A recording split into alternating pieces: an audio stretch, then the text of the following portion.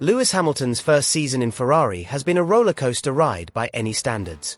Having spent 12 years in Mercedes, 7-time world champion Hamilton now looks to conquer his new challenge that has generated frenzied debates among fans and critics. Is Hamilton going to silence his naysayers by showing he remains capable of reigning supreme over the grid with Ferrari? More pertinent, can Hamilton overcome the new challenge presented to him by new teammate Charles Leclerc? There can be no doubt that Hamilton's move to Ferrari has been rocky. The highlight of his initial performances was taking pole and sprint race victory over the weekend in Shanghai. But the sudden shift in car performance from the sprint to the main race caused major alarms. Had Ferrari not learned from the data in the sprint race? Or were the drivers having trouble adjusting to the changing setup of the SF25?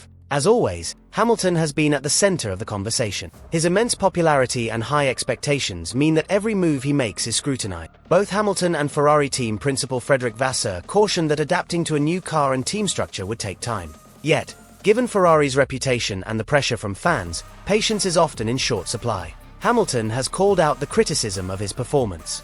In front of the press, he made the following observation: "We live in a time when everybody loves to be negative every time.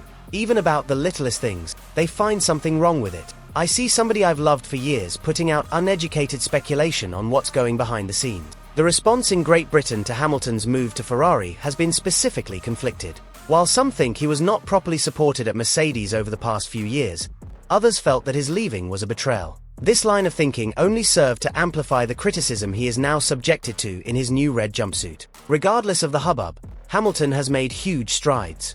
Everyone predicted a significant pace difference between the two at the start of the season, but their race and lap times have been very, very close.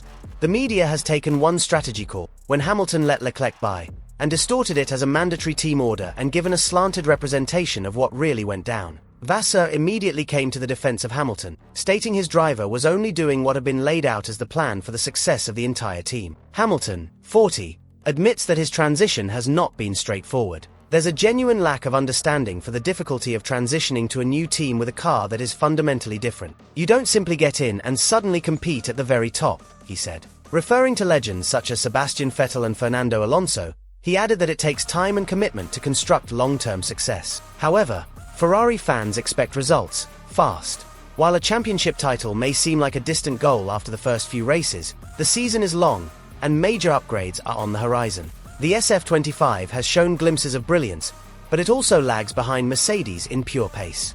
That said, it's too early to judge Ferrari's true potential, as race weekends in Australia and China presented vastly different conditions. One concerning factor for Ferrari is the performance inconsistency between sessions. During the Chinese Grand Prix, Leclerc was significantly faster than Hamilton, even with a damaged front wing. This raises questions about Ferrari's car setup and the unpredictability of its performance. The team cannot afford such fluctuations if they aim to challenge for both championships.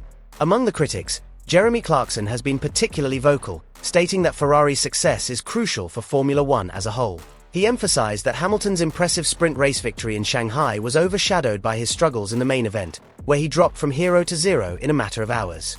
Looking ahead, the next stop is Suzuka, a track where Ferrari hopes to capitalize on its strength in medium and high-speed corners. The team has gathered valuable data from China and will use it to address weaknesses in the SF25. Hamilton remains optimistic, saying, "There is so much potential in this team. We're only 2 races in, and we've already learned a lot. The more I become accustomed to the car's setup, the more performance I expect to eke out." Ferrari will unveil a comprehensive upgrade package at Bahrain, one that aims at general performance and not patch-up jobs for immediate effect. In the meantime, they'll approach each race one step at a time, working on tweaking their strategies and delivering consistent results.